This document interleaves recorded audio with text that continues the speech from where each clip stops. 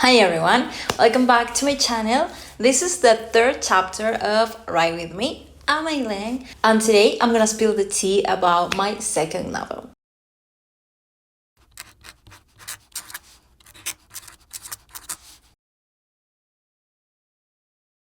Before we get into the video, I want you to remember that if you want to support me, you can do it by subscribing to the channel and liking this video.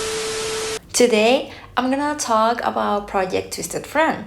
If you saw the second chapter of this series, you'll know that this draft is completely done.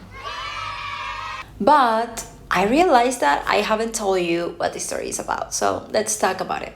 Where does the story comes from? Twisted Friend burns out of... Honestly, I don't remember. All I know is that I have this note app,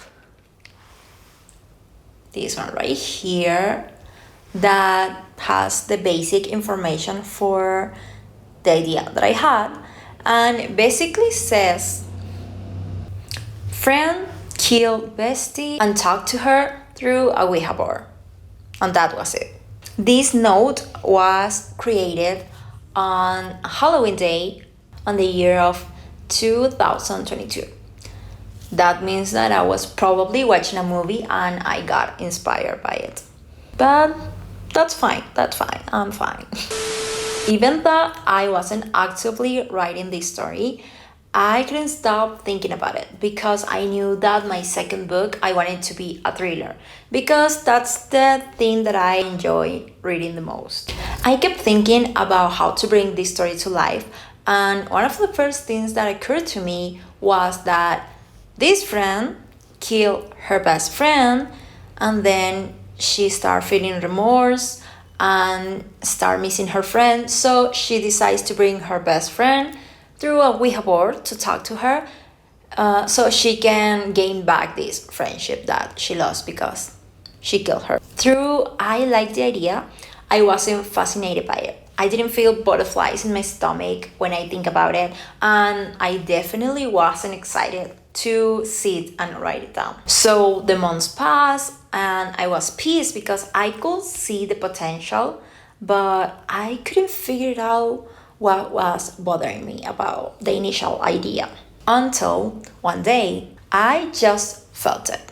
I knew what the story needed to be. It has basically the same concept as the first idea, but how we got there has changed.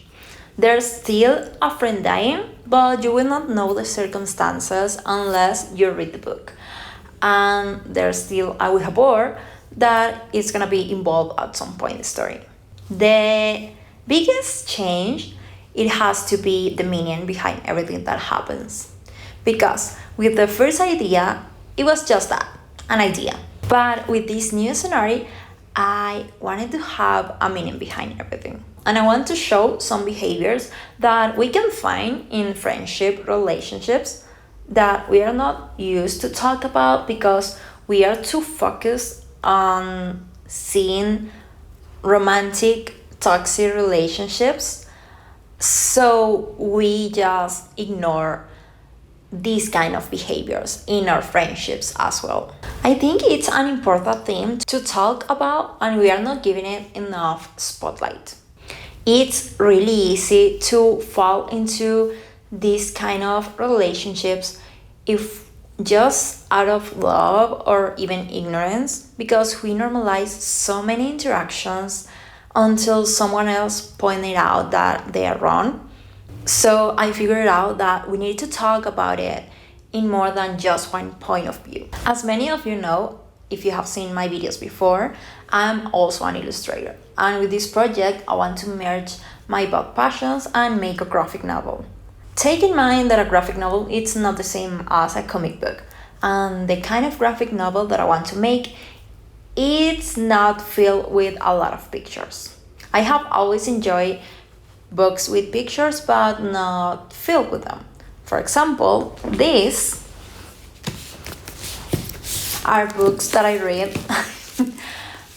These are books that I read when I was a kid. Well, I wasn't a kid. I think I was like 13. Well, that was like, technically that's a kid. Yeah, I don't know.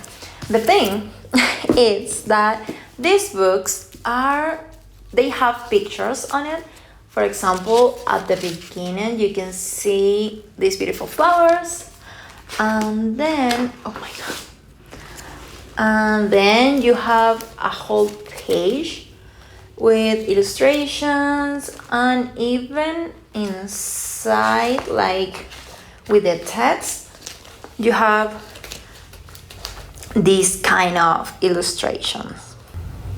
You can see they have plenty of text you can see they have plenty of text, like, oh, okay, I don't know how to do this. Okay, see, a lot of text and a few illustrations.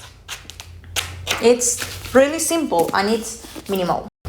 What I like the most about these kind of books is that we can actually see what's in the mind of the author of the story, because with this, for example, you can see exactly how the characters look, and that's amazing. But on the other hand, because we have a lot of text without any drawings, like these pages, for example, we can still have that space that it's really beautiful to imagine the scenes and create ourselves the stories we are reading. That's really one of my favorite things about these kind of books. We have all the scenario and characters exactly how the author imagined them, but we still have plenty of space for us to create our own things.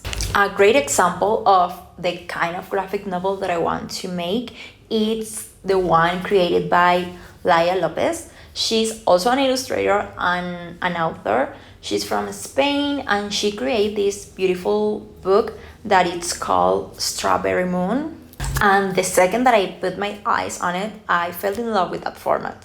Another great example is this another illustrator that is also an author. She's called Gemma Vadillo, and she's also from Spain. And last year, she released her first graphic novel called El Amarillo No Existe.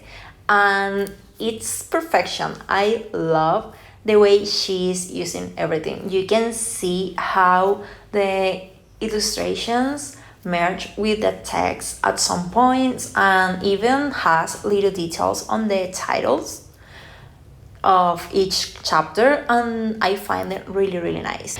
I want this novel to be beautiful all around, from the cover to the inside pages to the titles of the chapters, everything. I just want to make this graphic novel a piece of art. Well, if you saw the first chapter of this series, you'll know that I didn't have one for a long time, and I didn't have one either at the beginning of this new novel, until I got tired of wasting my time trying to write my stories and getting nowhere. But after a lot of research, I find out that outlining your work, it's a freaking blessing. My idea for this novel is to work in a total of 3 drafts. That can seem a lot, but listen, the idea is that with the first one, I just write the story as it comes naturally, without overthinking every decision that I make. Just trying to write what feels natural to the story. Then, with the second one, my idea is to seek the parts of the plot that can lack of sense, or take out whatever doesn't make any sense, or add information that needs to be added to make more sense of the story, that kind of stuff. And then finally, for the third one, it's just to check the grammar and style and just polishing everything. For this book, my process was, first, I needed to decide what kind of story I wanted to write. I have tons of ideas writing down on my notes, so after deciding that a thriller was what it was calling me the most, I chose this idea. With this information, I start to creating the outline. I research for a template for Notion, that is the app that I'm using well, that I was using at the beginning of this novel and start creating the outline for the novel. Here you can see all of the stuff for the template that I use. I wouldn't say they are necessary, but it's nice to be able to remember these things. Like when you start the project, why this project is important to you. And in this side, we have some inspiration board for the book. And these are questions related to the book. And down here, we have the only part that I actually use for the project. Here you can see the numbers of the chapter on this side. Then in this box, the idea is to put the name of the characters that appear in each chapter. And in the third box goes the outline for each chapter. So as you can see, I started making one chapter at a time, but when I was reading the outline, once I finished, I realized that there was too much information in some chapters, so I divide them in two. When I got to this chapter, I realized I didn't know how I wanted to go on with the story. I had an idea, but I wasn't sure it was the right one for the story, so I decided to stop there and start writing the book. Because I spent a lot of time trying to outline the final chapters without any success. And the idea of this was to make the job easier. So I let the story decide the final for itself as I write it. If you saw the second chapter of this series, you know how that went down. The third part of my process was to set a goal to finish the first draft, so I went on NaNoWriMo and started a project there to see how many words I needed to write down per day. I wanted to make the first draft in 2 months, so I needed to write 800 words per day. I didn't write every day, so I usually end up writing more than 800 per day. I end up accomplishing my goal and I wrote a total of 50,189 words. And I end up in the day I set my goal for.